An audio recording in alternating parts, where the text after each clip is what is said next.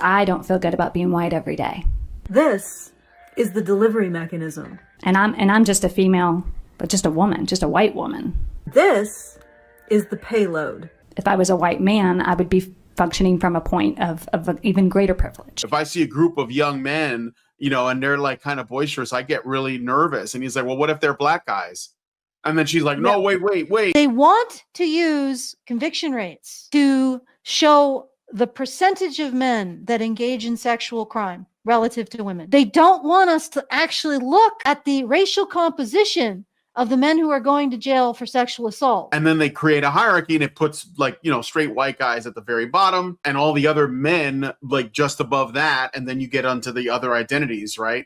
It is impossible for the CDC, that is the Center of Disease Control, to find 3 years in a row parity and sexual assault victimization with significant amounts of that victimization done by women to men. I think that it's a fundamental unfairness that women are allowed to vote on policies for warfare that they then don't have to go fight. Men don't get the vote if they don't sign up. Women get the vote by default. So literally, men actually have less of the right to vote. Not that the vote is a right, because it's not. But they have less of access to the vote than women do. Keep your vote, but get rid of the narrative that you're a victim relative to men. So that's the goal. Why I joke about the 19th all the time. I don't think it's going away because women would actually have to vote for that. And I don't think that's going to happen.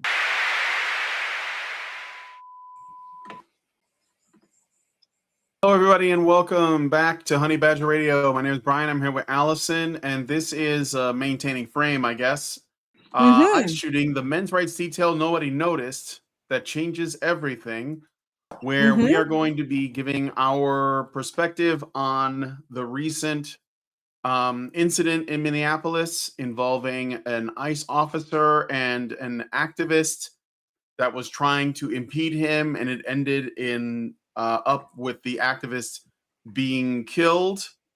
And of course, this is started a media firestorm, and there have been vigils, there have been riots, there have been fighting in the streets, there have been doxing, there have been allegations of fascism and all kinds of other stuff.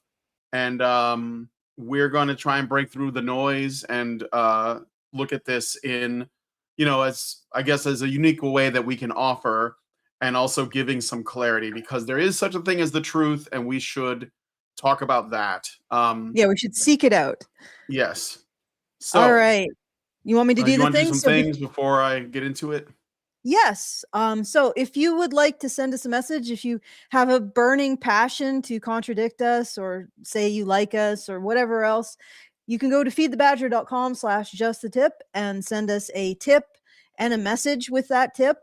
And it's a better way for you to send it than potentially other ways, because you avoid YouTube's comment enhancement, and you get a little more space to elaborate on your thoughts, on your commentary, and we get whatever benefit of the funds you send. So feedthebadger.com/justthetip. Still haven't put up the fundraiser, but it will be available when it is up at feedthebadger.com/support. And in the meantime, you can always start a subscription at feedthebadger.com/subscribe, or just join us in our group, Discord group at badgernation.online. That's where I post a lot of my links to resources, because YouTube hates links, and sometimes I refer to things that aren't in the low bar. So if you're interested in that, and if you're interested in deeper analyses of the things that we talk about, badgernation.online is where to go. All right, let's I'll just go ahead, Brian. Give us your thoughts and a summary, or summary and your thoughts. Summary. All right. Then thoughts. So on January 7th, in Minneapolis, Minnesota, there was a clash between anti-ICE activists and ICE officers that were trying to do their job. And one specific video went viral, and that was of a woman who appeared to have been shot by an ICE officer through the windshield and died. And of course, if that's all you heard, then that would be the story, and everybody would be like, oh, case closed. ICE are terrible people. They've only been telling us this for years on every possible media outlet, everything that had a sound that can come out of it. But it's not as simple as that. So Nope. what we originally had some video from people's phones, and those were people who were there, and specifically those were activists that were there, that were sort of like on the side of the woman driving the car. And it looked, they were trying to spin it, and people are still doing it now, but we have since gotten body cam footage after that sort of shows a different picture. Now, from what I know, and I have a lot of stuff here I can show, but I think it's important to like set the stage. So first of all, we have some information. Let's just, before we even get to this day, okay? Ever since the ICE deportations have started, there have been attacks on ICE officers. And the Department of Homeland Security in the States have been hiring, and a lot of people have been getting jobs there. This is a decision. This whole deportation operation was something that was put into place because Americans voted for it. And remember, on the ticket for 2024, and this is important context, there were two options. There was the one that was going to close the border, send the illegals back, cut back on the spending, and essentially keep more money in the pockets of taxpayers. And then there was the party that wanted to kill their babies. And it was divided mostly on gender lines when those votes came out. I mean, there was some overlap or whatever, but there was a big divide in that particular thing. And we've been talking about the gender divide on the voting thing and how women have become more and more radical in recent years, and how that's been reflected in polling and in voting patterns, etc. But it's also been in the case of activism. And so since ICE has been put on the job, and most of these people, by the way, that are doing this enforcement are men. This is important because this is the men's channel. And yes, men are immigrants, but men are also cops, and they are ICE officers, and they are military, and they are first responders, and they're firemen, and they're rangers, and they're medics, whatever, right? So according to official statements from the U.S. Department of Homeland Security and ICE, there have been a dramatic reported increase in vehicle-related assaults, such as ramming, hitting, and using vehicles as weapons against ICE agents. Okay, DHS has released statistics highlighting this trend, particularly since early 2025, under the current administration's intensified immigration enforcement operations.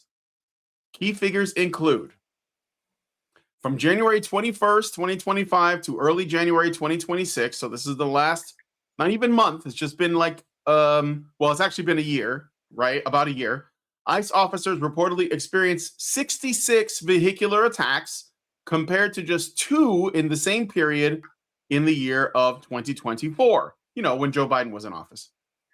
Described as a 3,000% increase, 3,200%. Earlier reports through November 2025 cited 28 vehicular attacks against ICE since January 20th versus 2 in the 2024 period, a 1,300% increase. Overall, ICE assaults on ICE agents not limited to vehicles were reported as up over 1,300%, or in some statements, 1,347%, with death threats rising by 8,000%. These numbers come directly from DHS press releases and statements, often attributing the surge to radical rhetoric from sanctuary city politicians, activists, and media that they say encourages resistance and violence against federal officers. And we've actually seen this actually coming out from certain governors like Tim Walz and mayors like Brandon Johnson, like the mayor of Minneapolis, whose name it slips my mind right now. And yes, so Tim Walz, or no, Tim Walz is the governor. I was talking about the mayor, the guy who said, "Get the fuck of our city" to ICE, basically threatening them. And of course, these are the people who say these things. They never have to like cash the check that they're writing. It's always like people on the ground that end up having to deal with that stuff. So this is important to point out. Okay, so this the individual involved in the in the accident, the actual ICE officer himself, whose name I will not reveal, although he has been doxxed by, lefty activists online. They revealed well, his. the thing is that okay, just I think it's okay because even Fox was talking about his name. Well, now So that they put it I out just- there, yeah, I guess yeah, so. I mean, I don't think we can necessarily because it'd be a little bit difficult not to talk about this situation without actually referencing his name. Although I don't, I mean, so that let's just leave it at that. But yeah, this is continue, Brian. Sorry, I just All wanted to right. say that. I think at this point the Well, cat is out of the bag. Yeah, so the guy's name is out there. I don't have it in front of me, but I'm sure it's in one of my notes somewhere. Yeah, I don't think it's super I'll pull it up. relevant. Yeah, go Not ahead. at this But point, no. he was, they were posting him online. I think it was the Brian Krasenstein that did it. I actually have it on my phone here because I reposted it and I called it monstrous.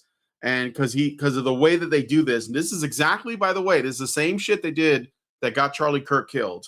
And I'm not afraid to say that because it's true. Where let me just find it here. Yeah, here we go.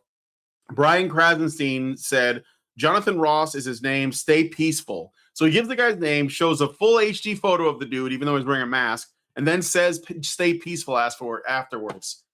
Which that's what I'm saying. Like this kind of like they do this so they can get plausible deniability and say, well, look, I told him to stay peaceful, but if he gets killed by a lunatic, hey, that's not my problem, right?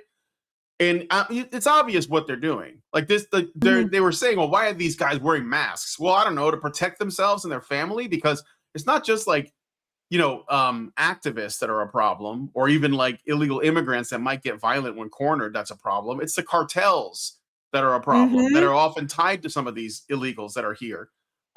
It's like there's links to terrorist groups, like the Somalians that live in Minnesota that are sending money back to terror cells.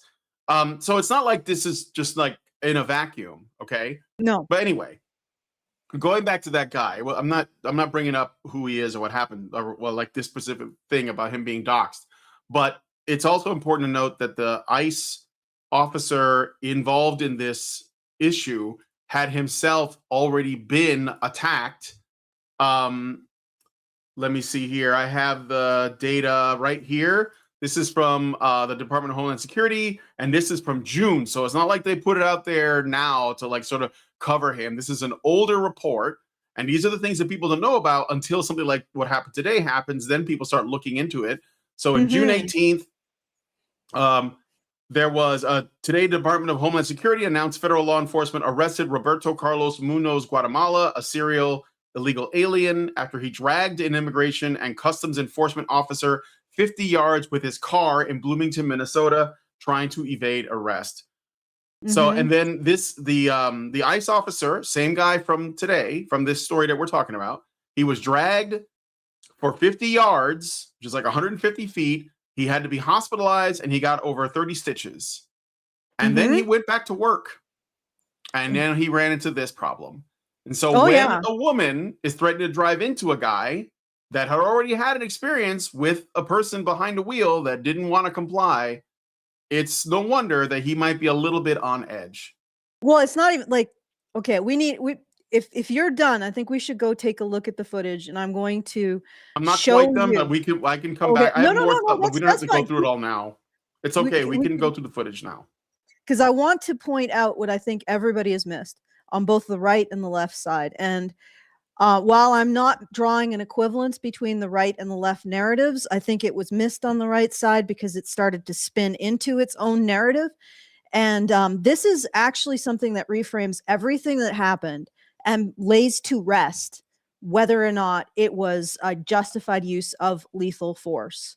So I'd like to go through the actual event and take a look at the circumstances surrounding the discharge of the firearm. Are we allowed to say shooting? I guess it doesn't matter because we're demonetized and de-algorithmized. So, but anyway, that's what I want to do because I want to point something out that I think has been missed by everyone. And the reason why, when Brian first brought this to me as a topic, I'm like, oh gosh, this is going to be, it's going to be too much political. But then we talked about it and I realized there's a really strong men's rights angle to it.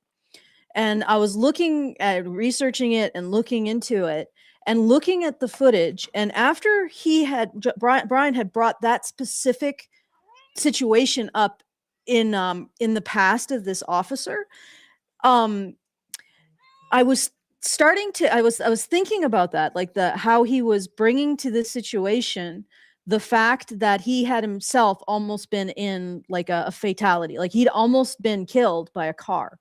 Like when you're dragged by a car of that length, it's almost like a miracle that you weren't killed 50 yards. That particular scenario has a high likelihood of injury or death. And he survived that, and he had to go to the hospital, get 30 stitches. And I was just in the back of my mind, I was thinking about that while I reviewed the footage. So do you have the footage up, Brian? Are we talking about which clip? The last one I sent you? The one No, from that the actually clip like of the actual from the footage perspective of the nice officer? No, from the perspective of the bystanders, the clip of the actual incidents. The original clip that was showed on Fox. Is it this one Yes, here? that one. Okay. Right. Good job. All right. So All right. I'll play it. Yes, expand it as much as you can and let's play it. I can full screen it. Yes. Here we go. And let's see it. You can see the vehicle there. That's law enforcement pulling up in the pickup. And it is the Honda Pilot that we should be focused on here. It's about a purplish reddish. I just want to point out too, see how she's parked perpendicular? Yeah, that's a tactic. That's not an accident. They do this specifically to obstruct. Yes. She's actually blocking their way. She's actually blocking their way. That's verified. But this is what I like. This is the moment where we're going to see something and I'm going to point it out. And I don't think anybody's talking about it except in passing. So let's watch what's happening. Okay. Over here. So let's take a look. Agent walking up. And then there's another agent. I don't know if you can see that. Did you see it? Did you see it? I don't think reach inside the window. Yes. So if you slow it down if you want. Yeah, slow it down. Slow it way down. Yeah, there we go. Slow it way down. And I want people to watch this. Okay, don't listen to the it's gonna be maybe turn off the commentary. So you see this. Now she backs up, right? She stops, right? Look, and that looks almost like, okay, stop it here. That almost looks like she's complying with what they're telling her to do, which is to get the hell out of the street, right? She stops. He reaches into the window. Now continue in slow motion. See what happens, right? Keep going. Keep going. Do you see that? When he reaches into the window, right? Just let it run. Let it run. Do you see the motion that he's making? The guy on the guy closer to us? The guy closer to us who is reaching into the window. Yeah. Like he's reaching in, right? Okay. He moves his hand, and then after the shots fire, it's almost like there's something that lets go. And the momentum of that sends him back a bit. Do you see what I'm saying? All right, let's go. Let's look at it again. And see if you can see what I'm saying. Watch him slowly. Don't stop it. So his hand goes in. He's trying the lock. He's probably trying to reach to get rid of the lock. For some reason, his hand isn't back. And then, bam, his hand is released. You see that? Yeah. Okay. So what did we just see? That guy was almost in the same scenario as the man who shot the protester. His comrade or his colleague was in a scenario where no matter how long it took, it briefly looked like he was trapped and unable to get his hand out of the car. And the man with the gun had already experienced that, right? So in that split second, he probably thought that that's what it was about to happen. That guy was going to get dragged. And yeah, he was that like guy thinking was about himself, but he was thinking about protecting his buddy. The amount of recoil you see on when he gets his hand back, the amount of recoil suggests that he was actually trapped by something at least for a moment. Now, I'm not sure I'm not a professional analyst. I'm just somebody who is, I've studied motion because I'm an artist and briefly an animator, but that looks like there was something pulling him, and then he got free, and then there was recoil from that, which sent him backwards, right? So something happened in there to make that guy think, and most likely made him think, my colleague is about to get dragged. All right. No, I don't think anybody has noticed that, or at least they haven't brought it out specifically as an important detail. And it is a really critical detail. And I don't think I don't think either on the right, certainly not on the left, whatever, right? Nobody has stepped through this from the point of view of the vulnerability of these men and what that guy has been through, what the officer who shot has been through. Because again, he experienced nearly dying in that exact scenario that it looks like his colleague was almost in. Right? Yeah. But here is the kicker. And this is why I think that when we step through it, when men's rights activists step through it, we see things like this. We see things that other people don't on either side of the aisle. You see that because you can see the vulnerability. And I don't think either side, I don't think the left or the right, for them both, the right less than the left, of course, men are simply heroes or villains, but not people dealing with extremely difficult circumstances. But there's an even more important element to this, and I'm really surprised nobody noticed. This interaction means that this was a justified use of lethal force. 100%. In terms of policy, if somebody starts to accelerate while a law enforcement officer's arm is in their car, that is considered 100% a moment where lethal use is authorized. So this is a case closed situation. This use of lethal force was acceptable according to policy, and it was acceptable according to U.S. self-defense doctrine. If these two were civilians approaching this car, and it wouldn't matter why they put their arm in the car, right? But he was trying to give her instructions to get out of the car, so he had probably shouldn't have. You might have a little bit of a place to argue that, yeah, that wasn't the best strategically for him to have done, but he was within his rights. And let's say these were two civilian men, right? And the same exact scenario, it would be considered a self-defense killing because his arm was in her car and she was driving off, right? And that is such a dangerous scenario that it is considered acceptable use of lethal force in that scenario. So there's no, we can go with all the narratives. She's a terrorist, which is plausible as far as I'm concerned, and all of this and that the ICE are it doesn't matter. Right. It doesn't. Again, of course, the narratives on the left that it's an unacceptable use of force. No, it all comes down to this. This woman was about to drag his partner, colleague, in a way that he was just dragged nearly to his death. Right. And he made a split decision. And in that circumstance, it is considered acceptable to use lethal force. All right. Case closed.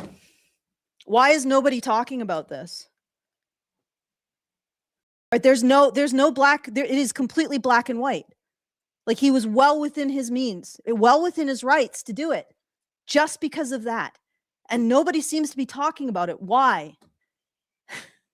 And well, I think they're talking about it from the perspective of the guy shooting to defend himself, because in the other video you see the car actually collide with the guy who shoots. And he even doubles over and then fires. So I think that people are looking at that because it's a little bit more like, now that we have I guess you could call it the body cam footage, which I can play as well. The guy who shoots, you can see him get hit and his reaction. But it doesn't matter. That's the problem. The thing with this is the other angle of this, you could argue, oh, he had room to move, which I don't think he really did. And yes, it does look terrible, right? What she did. You make all these stupid arguments, but none of it matters, because right there, once his arm is in the car and she starts moving forward, his partner is justified in using lethal force to prevent it. The end. Like, and we can have the discussion about where he was positioned, which is ridiculous, but it doesn't matter. Like, this is the legal situation that this entire thing is in. And yeah, I know people focused on him, but maybe they focused on him because it didn't occur to them to walk through it through that sequence that I walked through it with, which is look at it from his point of view, from what he has experienced in terms of reaction and vulnerability, and see what he's seeing, right? And he's seeing the vulnerability of his colleague to what's about to happen, right? This guy was not motivated by self-defense. He was motivated by defending his colleague, almost guaranteed, right? Well, maybe not almost guaranteed. I can't infer entirely his mental state, but that's what it looks like. So it doesn't matter where he was situated. What matters is that he was defending his colleague from being dragged from something that he had just experienced. Right? This man is a hero, and the woman is a criminal. The woman at the wheel, right? Based on what I am seeing, unless I'm seeing something that's completely fabricated, the woman is not a martyr. She is somebody who put lives in danger. She was the one with the greatest amount potential of threat in this whole thing. Right? She had access. She was behind the wheel of a 3-ton metal missile. She was the threatening one in this entire scenario. And I think people they lose track of that. And again, they don't walk through this from the point of view of the men who are experiencing it. And then they miss big details. And yeah, I know she was aimed for him, right? And apparently, and then people are arguing, well, he could have gotten out of the way. And there's all these points where you can pick at that particular narrative. But this is ironclad in black and white. As soon as his arm was in the cab and she started moving away, lethal force is acceptable to stop that, to stop dragging. All right, that's it. That is the end. We don't even need to have a discussion. I mean, we can have a discussion about how the left seems to be inciting this threat narrative around ICE that's causing situations like that. But in terms of whether or not lethal force was acceptable in this situation, it was. There's no way to get away from it. There's no argument. Again, they can argue, oh, he wasn't in front of the car, oh, whatever else. And you can maybe misinterpret it from different angles, but you can't. There's no misinterpretation. Okay, let's keep going. We can look at more. I want to show the video that recently leaked out today of the same thing from the perspective of one of the officers. And I want you to see the interaction with the driver, because this is actually like relevant. So this is them getting out of the car.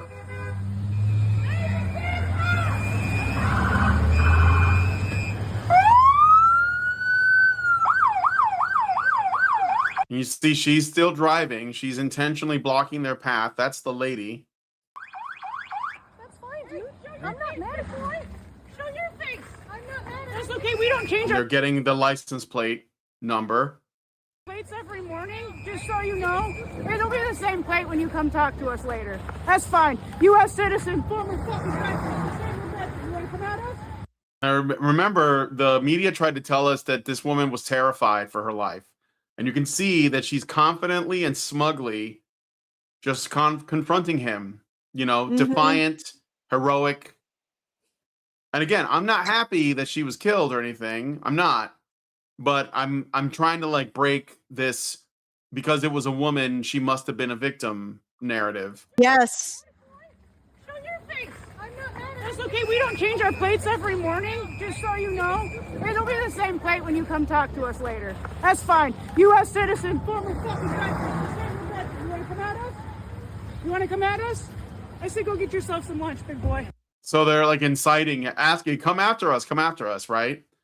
And I'm gonna get into that in a second, because these people, they try, especially the women, they're always trying to get the men riled up. They want the men to attack them because it looks good for the cameras. That's what they're trying to capture. That's why they have their phones out. Okay. Out of the car. Get out of the They're trying to antagonize on purpose. Get out of the car. So you Ugh. see? Yeah. So this woman was about to get in the car, and this chick pulled off. This is when the shooting happens. Hits the guy holding the phone. That's the guy who shoots. Get out of the car. You see him right there? He doubles over. You can see his face. Yeah, but this is a different incident, right? No, it's the same. This is the incident. I'm pretty This sure is it. Okay. This is what Okay. happened. There's just another angle. Wow. Yeah. Yeah. This is the same thing from a different angle. And yeah, I mean, I think it's fair to say that he also was in danger, and this chick was ready to kill him. And I'll say this too: if they did kill these guys, if she killed these men, we would not know about this. It would not go on. It wouldn't be on the news. It wouldn't be talked about. Full stop. We wouldn't know. And for all I know, people have been killed trying to do their job. Probably. Well, of course. But we're not going to hear about it because it doesn't fit the narrative. No. No, and So, we're not going to fear. Only Well, and because also these it guys doesn't- are alive, and only because they defended themselves, do we know. Like, I didn't know the guy had been dragged for 50 yards and had to get 30 stitches. We only learned that because of this. So it was like, oh, okay, well, you see what I'm saying? Like, do you understand how Yeah.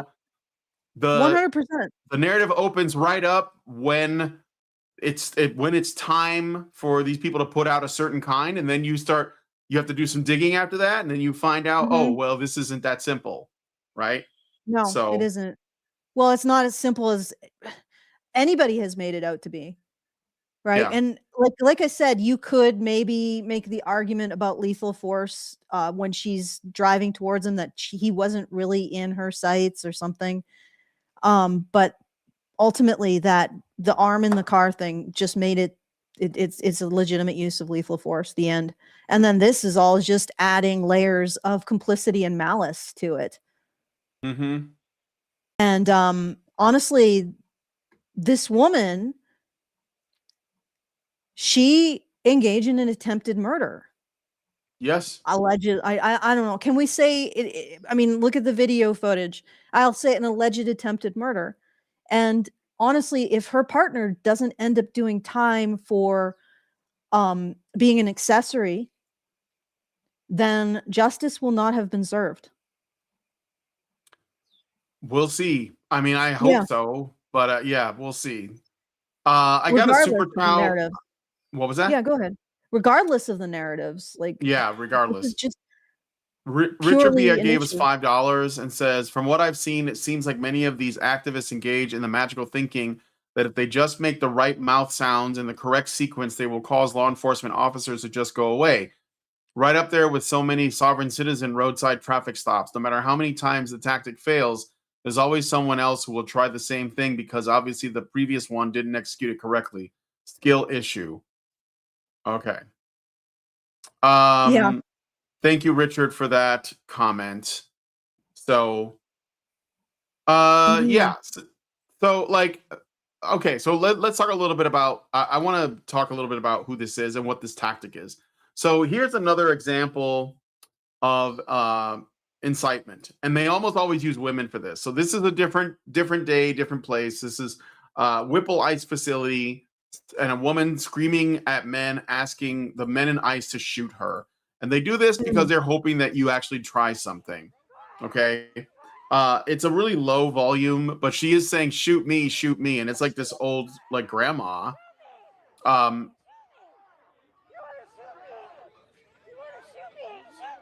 So, and why am I bringing this up? Because the purpose of this stuff is to get people to react. And this is a common tactic that these radical groups have been doing for a long time. If they can get you to take the bait, which is what they're doing, right? Albatross gave us $5, super child. Thank you, Albatross. If you meant to say something, go ahead and put in a comment and I'll read it. Why the heck is Albatross in particular having problems with this? Oh, he may have just put like a maybe. Yeah, I don't know. Maybe he meant to. If you put a comment in, just put it in the chat and we'll read it out. Yeah, I'll just put it in the chat. Okay. Okay. All right, keep going, Brian. Sorry for interrupting. So anyway, yeah, this is a tactic that it's done because what they try to do is they try to win the hearts of people who are not involved, like the normies that watch the news and TV and they're on the internet. So when you have a woman, and then the more harmless they're perceived to be, the better it is, because if it's like some old lady and she's like, shoot me. Now, of course, no one's going to do it, but at some point someone is going to respond, or someone is going to take it too far, like why we're talking about this today. And they're going to get hurt, or they're or whatever, maybe even get killed. And if that happens, then the media goes into overdrive. The celebrities come out, and basically it serves the purposes, right? And they're willing to let people get hurt or killed for this. I mean, George Floyd he was not an activist. He was not involved politically with anything. He was just a guy, like a petty criminal that lived in Minneapolis, and he died. And it served the sort of activist class perfectly. And we had to hear about it for years. And there were riots, and there were there was grifting, and money was taken, and jobs were lost, and all kinds of injuries, and it went on and on. And now it's the next thing. It's all about creating a chaos constantly, and part of the purpose of that is to demoralize you guys, to make you think there's no getting out of this, things are only getting worse. But I think this is a minority. I think most people are still trying to just get on with their life.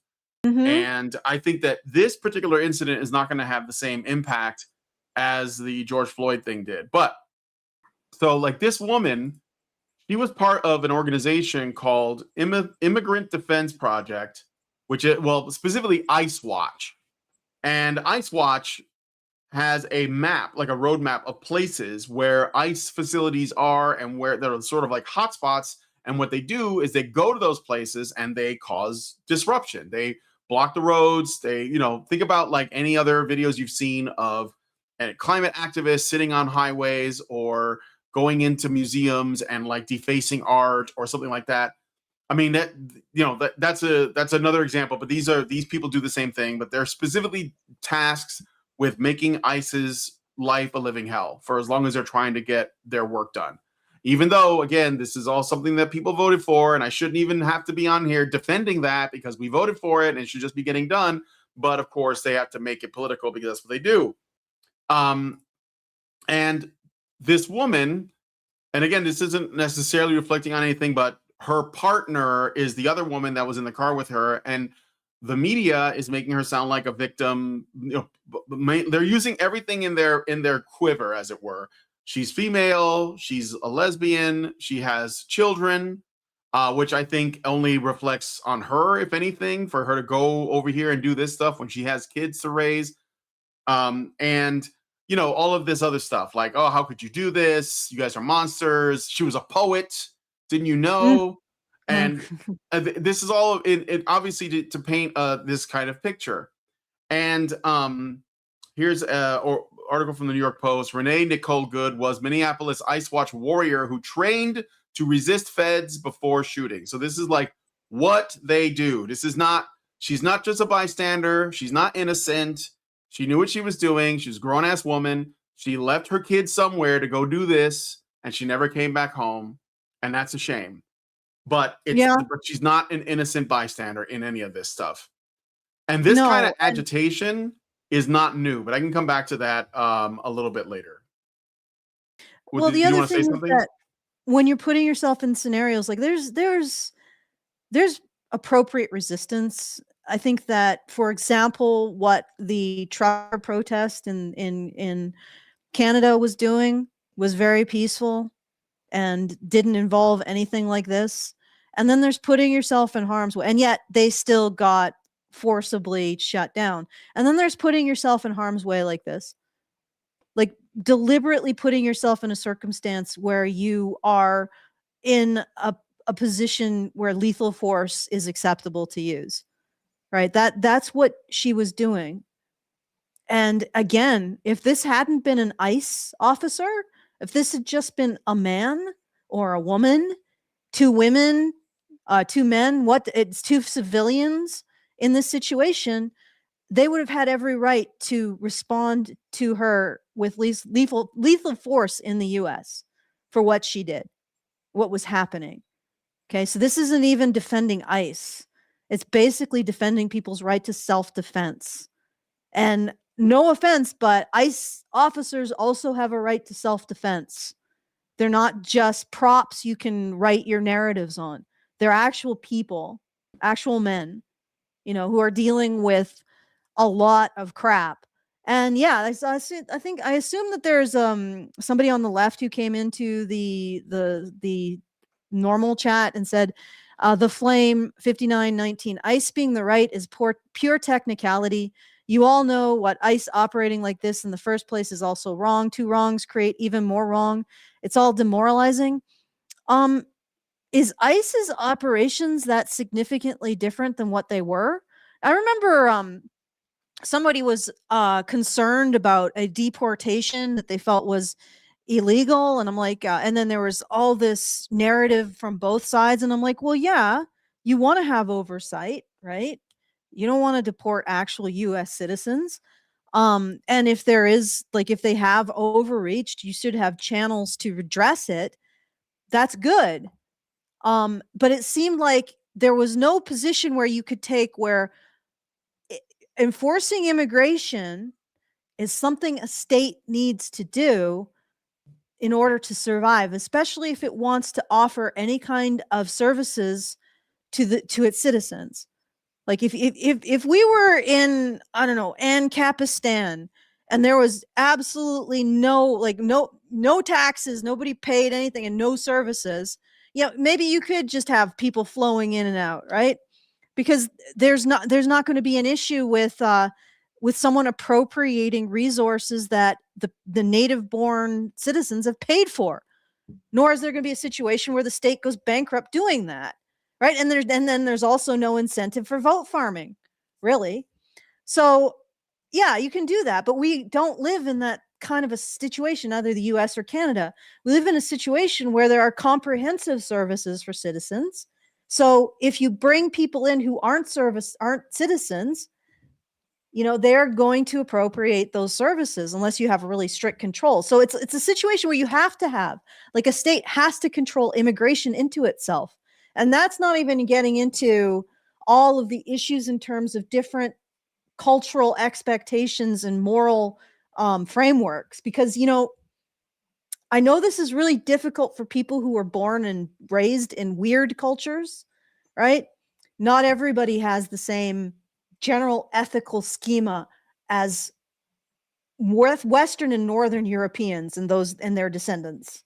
Just saying, we're not, our baseline, not something that everybody buys into, which is funny because, the people who are pro-immigrate, or not pro-illegal immigration, basically, would argue that they are different, but only in good ways, not necessarily in the bad ways that might be incompatible with a weird culture. So there's, I'm not even getting into that. There's all kinds of issues that uncontrolled immigration causes, and we're also seeing decreases in wages, increases in standard of living, all of that stuff. So a state that wants to remain in existence has to be able to control immigration into itself, right? That's a non-negotiable. It's basically like sewers and other forms of infrastructure. It's a non-negotiable, and we can discuss how that should be taken, how we should conduct ourselves while that's being done. But it's a non-negotiable that it has to happen. And if you are somebody who does not understand that, you realistically can't be part of the discussion, right? If you can't come into the discussion understanding that immigration as an essential function of controlling immigration is an essential function of a society, unless you're willing to embrace pure Ancapistani, and I don't think most of you are, who are this pro illegal immigration, unless you can understand that, you're always going to bring a framework into the discussion that anything ICE does is illegitimate, right? Anything Homeland Security does is illegitimate. I mean, not just getting rid of a completely harmless female men's rights activist who's just trying to put on a goddamn convention. You know, that we could have a discussion about that's, you know, but anything Homeland Security it does is wrong, right? Is wrong. And I bring that up because it's funny, because I can understand that, right? I can understand that the U.S. has every right to patrol its borders and determine who decides who is allowed to be in their borders, while being individually upset that I feel like that wasn't applied justly in my case.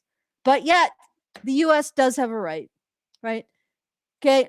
They have the right to kick me out.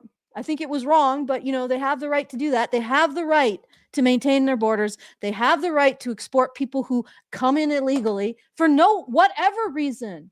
Like they don't have to be rapists and child molesters and criminals and part of cartels. If you're there illegally, you're there illegally.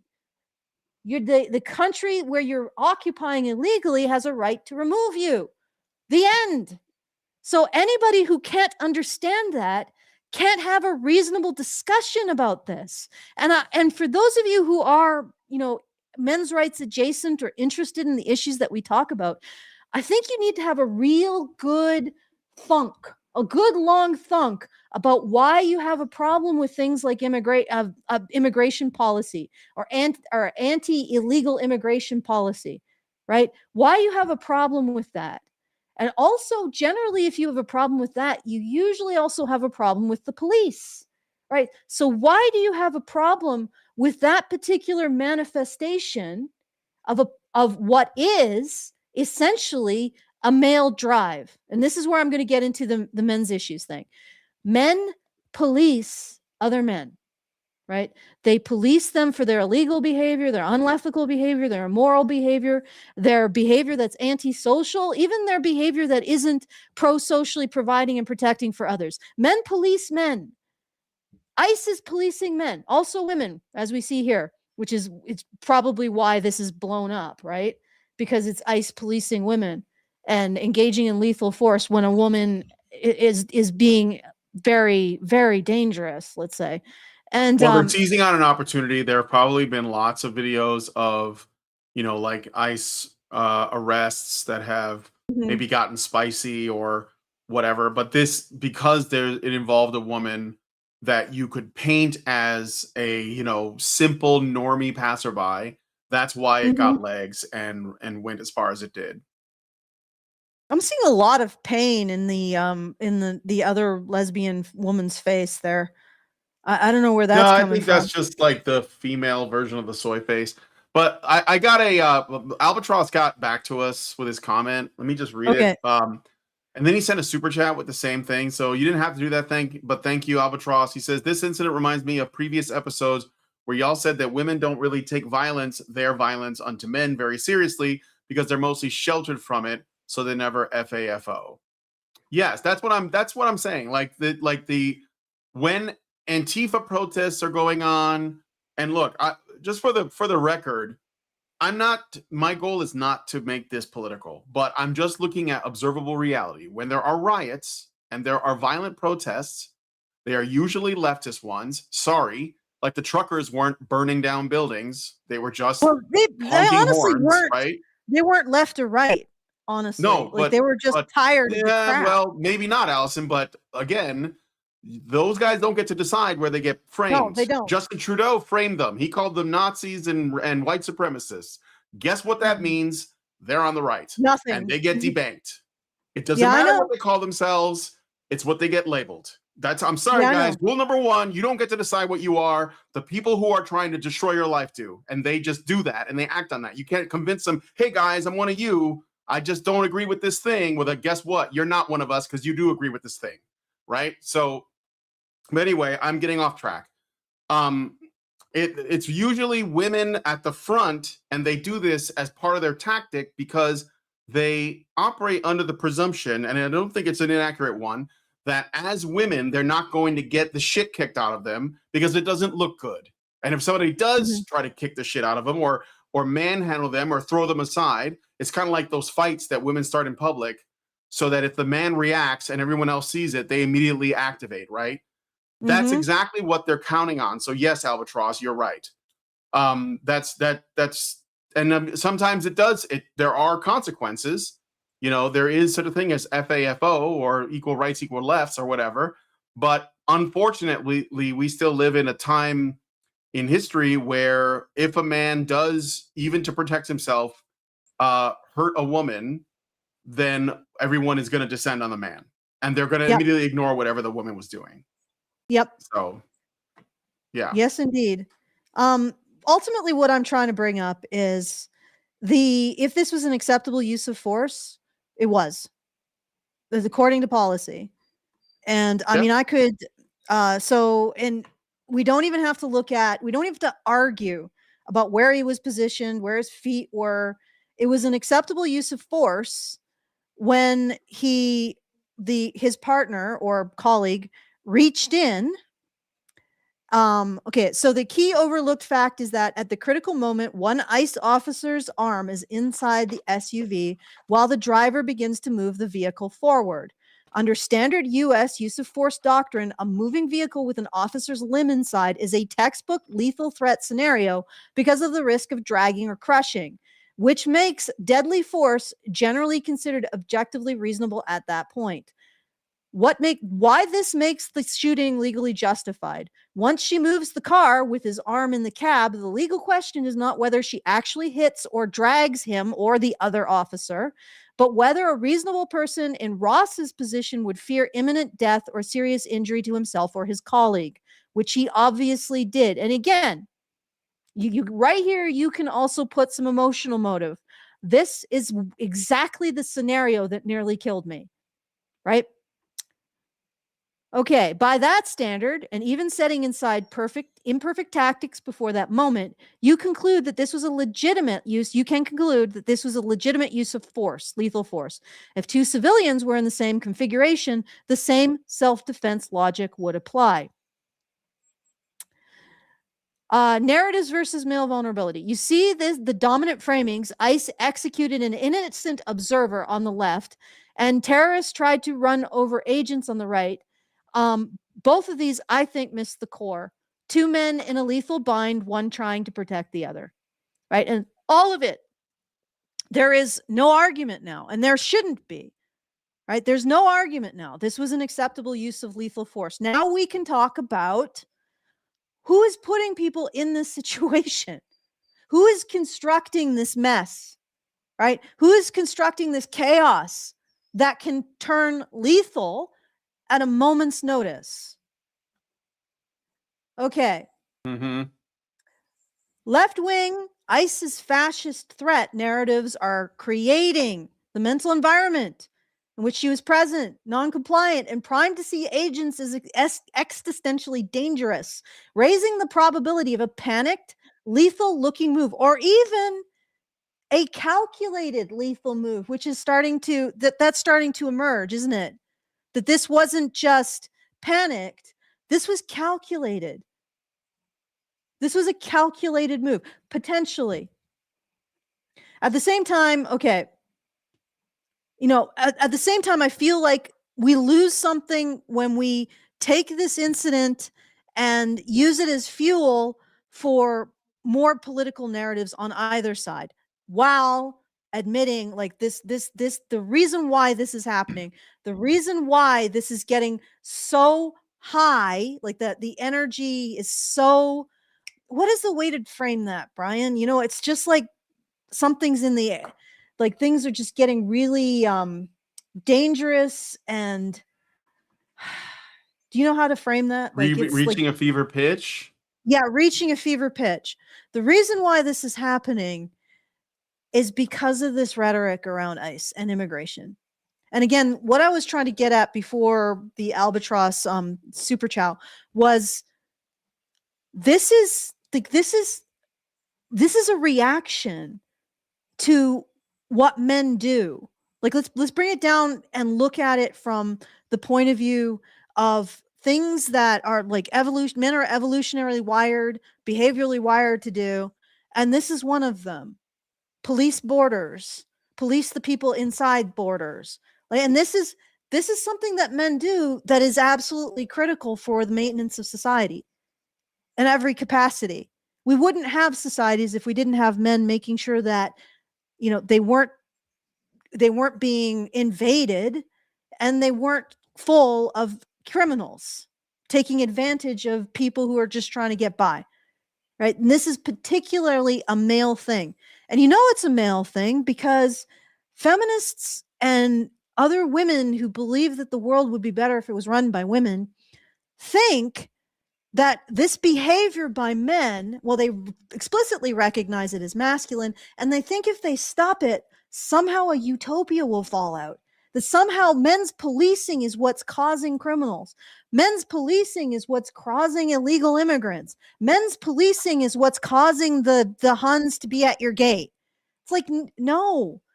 And not just that ability and desire to police goes beyond other human beings into the world, like going into the world and making infrastructure, even at the risk of self. It's all sort of the same thing. And what's interesting to me is that in particular, the left's narrative here is calling out and framing as terroristic something that men do. Do you get what I'm saying, Brian? Mm-hmm. And it seems very consistent with this idea that the future is female and we're going to construct a utopia out of feminine impulses, which I don't think that's happening. But anyway, what we have here is this entire complex of condemnation and threat narrativing. And it has constructed a situation where people like this think it's sensible to go and put ICE agents at physical risk, right? And that's Well, they've been sufficiently dehumanized too, yeah, and they're men, so it's a really short trip. Yeah, it's a very short trip, and they're men doing something that men do. That's what I'm getting at. So ICE agents are men. They're doing something that men do that is explicitly masculine, which is policing norms, policing borders. Okay, policing. And they're also being framed as doing it against the vulnerable. So yeah, it's a very short trip. Yeah. It's a very short trip for men in this situation. And it's appalling that there's a group of people that is doing it. There's one thing to make sure, like I said before, it's one thing to have oversight. There's one thing to make sure that, procedures are followed. And that this isn't an excess use of force. But honestly, while I'm very sympathetic to oversight, I can't figure out what's going on here. All I see is a group of people building up this giant threat narrative against men who are trying to do a job. Okay. And I see that the group of people that are building up this threat narrative generally seem to dislike men a lot. You know what I mean, Brian? It's like they just really don't like men. They don't like what men do. They don't like women being in relationships with men. They just don't like it. They really don't like it. So is this the one moment where they're right about men and a group of men who are doing something that men do? Is this like the clock is right 2 times or twice a day kind of situation? Or are they once again just condemning something because it's a bunch of men doing it and it's something that men do? Huh? Like, and yeah. I'm pretty sure. And then the other thing is that what's happening on the side of the left? Like, why is there all of these people who are so open to doing stuff like this? And it's not just lesbian couples. It's a lot of young men too, who are no doubt going to battle against the evil orky icy forces, the evil ice orcs. And so where's that coming from? And I think if I could make an overall prognostication, again, I think it's coming from the same place that the threat narrative is coming from, this condemnation of men, right? You have this whole narrative that the society has been laboring under, that men oppress women for their own benefit, which, well, what happens to people's relationships with each other when that is the predominant narrative? When men oppress women, you can't be a woman and be in a relationship with a man. He's going to oppress you, right? You can't be a man wanting to be in a relationship with a woman. What's that? That's oppression. That's the worst thing ever. So it's like destroys people's relationships with each other, destroys their relationships with themselves, destroys their identities. And it also destroys the process, what drives people to participate in the collective project that is civilization, which is, you know, a young man meets a young woman. They get together. They want to have a family. They want to produce or create some kind of life together, you know, and then they start building. Well, that's where does that impulse go? To define yourself through your productivity, right? Where does that go in this system? It's completely delegitimized. So where do these people find a positive identity? What? Well, they find it in these narratives that they can go be heroes. They can go be modern day Aragorn swinging their sword against the icy orcs. Like, that's where they find it. And so the left has constructed the narrative that manufactures its own troops. Mm-hmm. And I don't know. It's just so yeah, okay. I'm just putting that out there. You can push back if you want, Brian, on anything I've said. No, it's fine. I mean, I think the men everywhere are just looking for a place where they can be like essentially see a heroic narrative, and leftism looks appealing to some, so they go with that, even though they're not aware that those people hate them. Richard Bier Well, gave us a super chow. What? Well, they're more interested, like hating men for a lot of men is very abstract compared to being the one good man, which is very concrete. Like, and in fact, how can you be the one good man? No, you can be the man that isn't like the other men. Yes. How can you be the one good man swinging your sword against the ice orcs? If you don't recognize that all other men are lesser and immoral and fallen. It's like it's a precondition. The only guys who get away from that are guys who actually don't regard other men. They don't believe it when the people say, hey, other men are terrible people, and they're like, no, well, I'm not, and the men I know aren't, you know, and but you know, those guys are apparently very, very few and far between. But go ahead, go do the super I got chow. a super chow from Richard Bier. He gave us 5, and he says a thing about the truckers in Canada is that when the skull crackers were deployed, they all went in with no identifying markings on their uniforms. Yes. Course. All right, and then Telemnar gave us $20 and 500. So thank you, Telemnar. Really appreciate that. Where did says, she? What? I'm just trying to figure out where the heck he put the 500. I didn't think that was possible. And he Congratulations, says, I, for one, you am managed to donate. surprised, astonished, nay, gobsmacked that a pair of far-left women operating on an ideological basis made a foolish decision. Yes, my gobs have also been smacked. My foundeds have been dumbed. My structs have been thundered. My gasteds, my flabbers are gasted.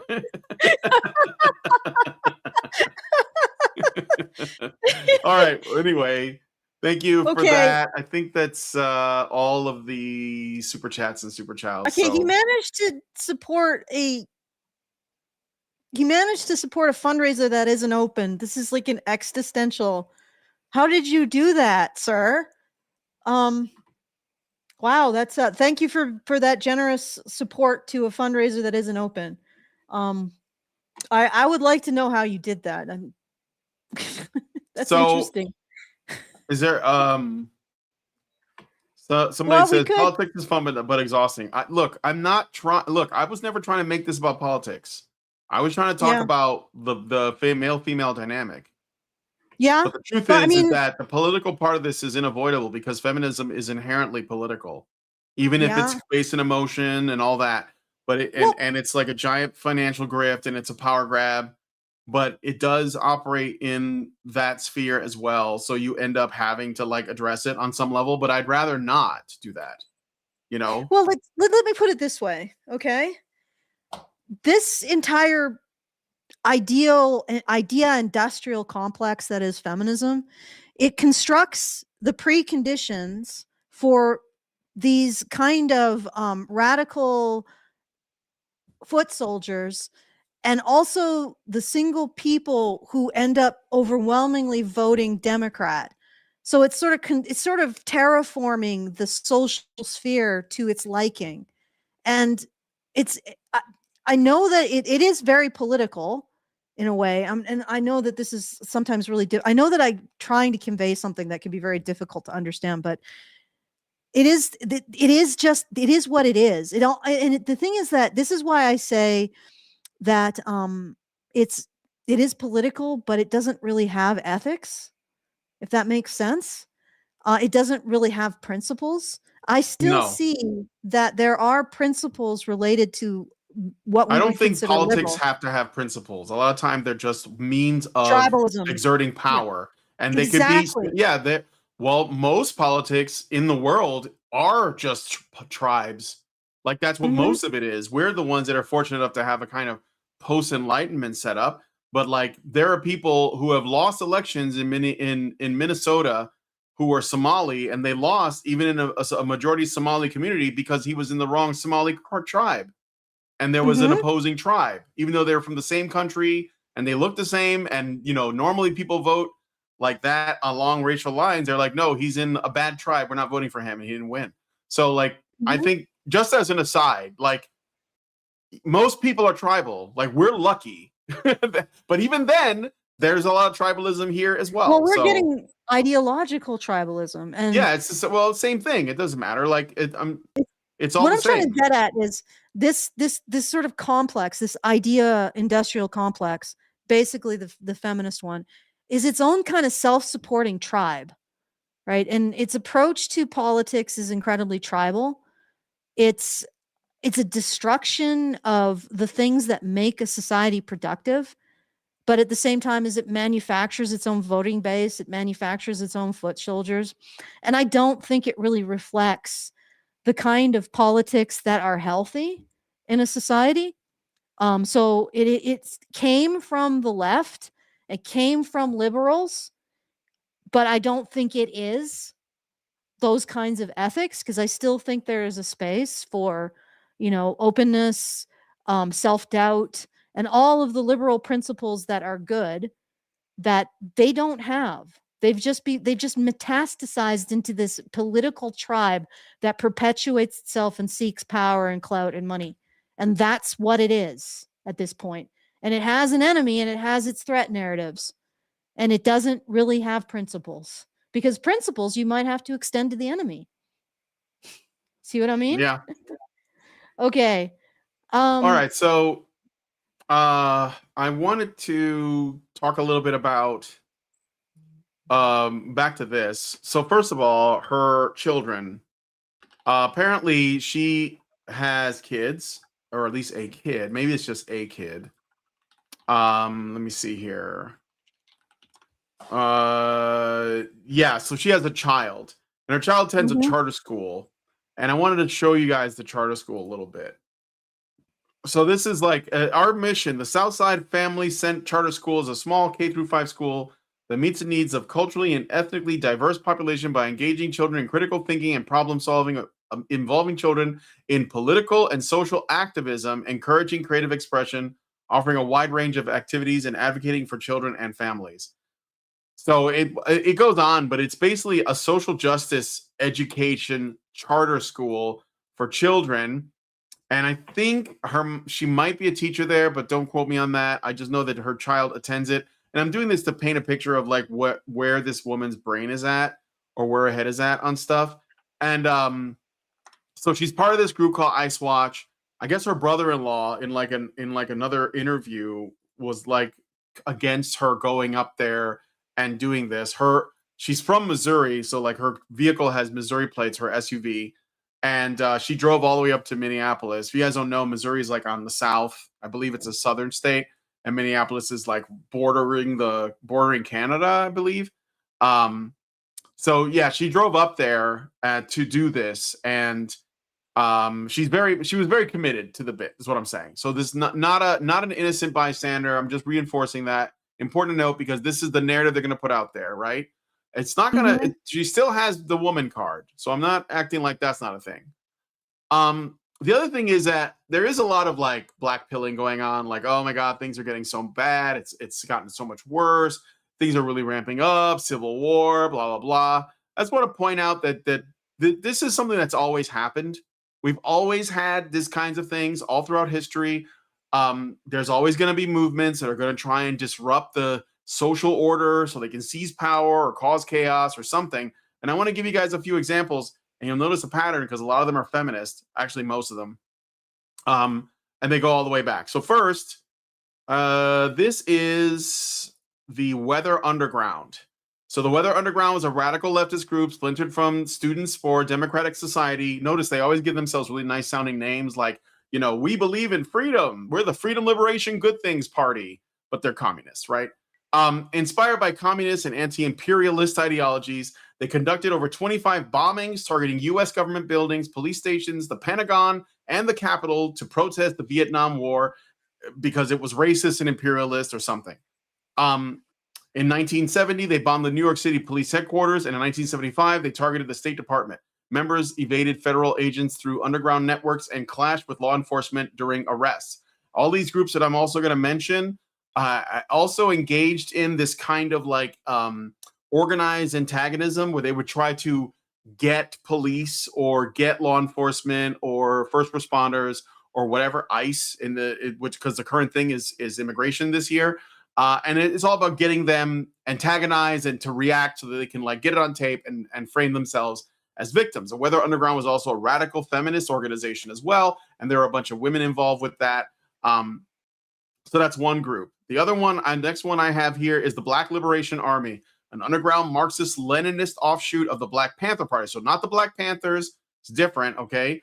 Focused in Black liberation through armed struggle. They assassinated police officers, including ambushes on law enforcement in New York and San Francisco, and conducted bank robberies to fund operations. In 1971, they killed 2 New York police officers in a targeted attack, viewing police as enforcers of systemic oppression. Sound familiar? The group also aided prison breaks and resisted federal investigations. Okay. Next, we have what the Politico is describing as the first female terrorist group. Okay. These are called the May 19th Communist Organization. I believe they were also associated with Weather Underground and Black Liberation. That's why I'm bringing this up, because it's all together. So they are a communist revolutionary group formed by former Weather Underground and Black Liberation Army members. They bombed federal sites, including the U.S. Capitol in 1983, which caused $1 million in damage, an FBI office, and the Navy Yard in Washington, D.C. Their actions aimed to overthrow capitalism and support anti-imperialist causes. They also facilitated prison escapes like that of Assata Shakur in 1979. I believe that's Tupac's mom, obstructing federal custody. I think it is. I have to look that up. I'm curious now. Assata Shakur. Okay. So that's them. And again, radical feminist organization. They have a history of violence. And I'm only going through like the 60s and 70s. So there's like stuff going back to like the turn of the century as well, right? All right. So next, we have the Symbionese Liberation Army, a leftist revolutionary group with communist influences, known for the 1974 kidnapping of Patty Hearst and bank robberies to fund a people's army. They assassinated a school superintendent and engaged in shootouts with police, including a 1974 LA confrontation where 6 members died resisting arrest. Their manifesto called for violent overthrow of the government. Okay, next, I have 2 more and then I'll be done. So I don't want to I know that this is going a little bit long, but we have the United Freedom Front, the UFF, a Marxist-Leninist group that bombed corporate and military targets, including Mobil Oil headquarters and IBM offices, to protest U.S. imperialism and apartheid. In the 1980s, they targeted federal buildings and clashed with law enforcement during robberies. Members were arrested in 1984 after evading FBI pursuits. They claimed responsibility for over 20 bombings. And then lastly, we have, this one's a little on the nose, but the Red Army faction. Influence in U.S. 1970s. While primarily West German, this communist terrorist group inspired U.S. radicals and had loose ties through international leftist networks. U.S.-based sympathizers engaged in bombings and obstructions. For example, in 1972, they influenced attacks on U.S. military facilities in Germany, but domestic echoes included solidarity actions disrupting federal operations. And this is just from 1960s and 1970s.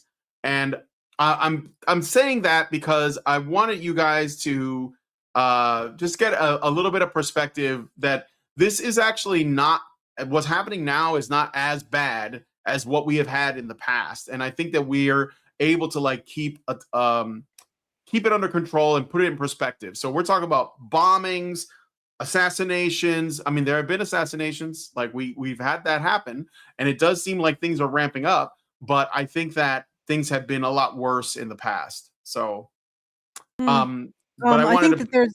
Yeah, I go ahead. will push back on. I think there's a lot more general problems in terms of birth rate, family formation, relationships. Absolutely.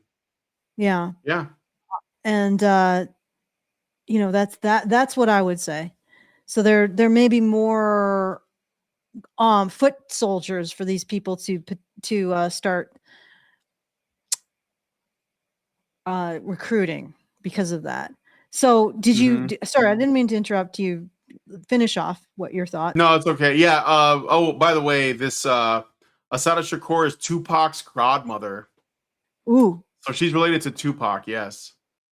Yeah. And she lived in Cuba. I think she was like an escapee that fled to Cuba to escape prosecution after she was broken out. So, but yeah, no, that was it. I just wanted to like put things in perspective. Yes, we have problems, but I'm asking you guys, please don't be blackpilled because that's what they want. They want you to think it's all hopeless, and it's just not. So keep the faith. Well, it's not. It's if at some point the pain gets sufficient that they start to correct the font, the source of all of this, which is the messaging around relationships between men and women, then we will have a chance. Like, Yeah. But until then, things are going to probably get worse. But eventually, and not just like the tip of the spear. That's the sort of the minimal thing. It's the lack of relationship formation. It's the lowering birth rate. It's the lack of economic productivity and all of that other stuff. Like that's sort of where the big part is, in my opinion. This stuff is on the edges. But anyway, do you want to we did have a second topic, but I'm not sure if we have time for it. What do you think? It's kind of I watched the video. It's pretty like shocking. It's shocking. But it could be it's kind of I think it's kind of a big topic potentially, but it is a good one. Yeah, I know. It's the It's up issue to is you. yeah, I'm not gonna be able to do a show Monday, so that's Yeah. so it would be Wednesday before we could do it again. That's the thing. So I don't know. I mean I think it's still good, but it's up to you. It's up to you. All right. So if we should do it now or just do it at another date? Or you could do it. Yeah, or you could do it on a Tuesday, right? I could cover it as a news story for sure, but For I mean sure. the video is where a lot of the juice is at. So I think that it would be good for a video response. Yeah. Yeah. Well, because what we're talking about is recently there was a woman arrested in relation to the She was a special education teacher. And she was arrested because she groomed and sexually assaulted or raped statutorily raped a underage boy. And special education boy.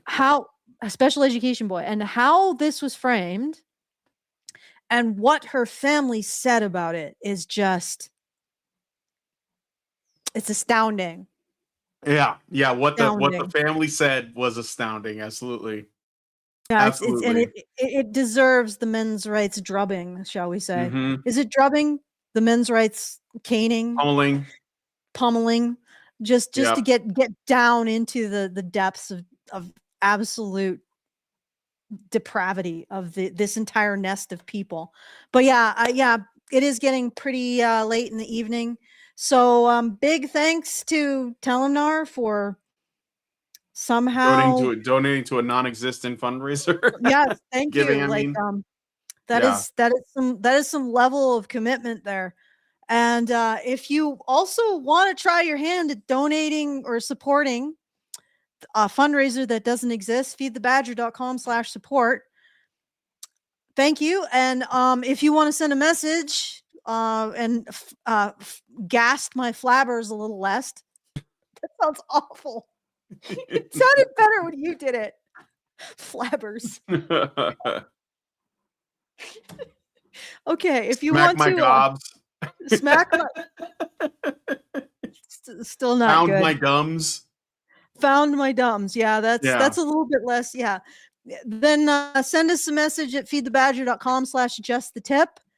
And yeah, whatever you want to send, very best way to send your message, very best way to give us a tip, because you don't send your message through YouTube's comment squirrels, and you send it to our squirrels, which are superior squirrels. They're the best squirrels, the best. And feedthebadger.com/justthetip to do that. And badgernation.online if you want to find out about our resources and have more in-depth conversations about these things. All right, I'm going to hand it back to Brian. All right, I got to read a couple word. of Rumble rants that I got, and then I'll wrap it up. So hold on just a moment here. I'm going to turn off the auto scene switcher thing. Okay, so Novafan21 gave us $1 and said, "Women activists get offended at something and provoke a white knight to save her.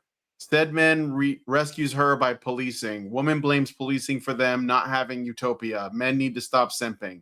Yes. Novafan then says for another $1, also cue the meme of the guy that can't believe he did something that he already knows frustrates him, but did it anyway and is also confused. All right. Can I just the reason why men simp is because the reason why they do these things is often women. Mm-hmm. Like the reason why they're patrolling the boundary, why? Women. The reason why they're going after criminals, why? So it's safe for women. So it really becomes a double bind when you see a woman encouraging invasion and being a criminal. What do? Right? Yep. Okay. All right. Yeah. So yeah, thanks, Novafan. Yeah, it's tough, man. It's tough out there. But okay, so if you guys like this video, please hit like, subscribe if you're not already subscribed, hit the bell for notifications, leave us a comment, let us know what you guys think about what we discussed on the show today, and please share this video because sharing is caring. Thank you guys so much for coming on today's episode of Maintaining Frame, and we will talk to you all in the next one. Men's rights activists are machines, dude. Okay? They are literal machines. They are talking point machines. They are impossible to fucking deal with, especially if you have like a couple dudes who have good memory on top of that too. Holy shit, you're fucked.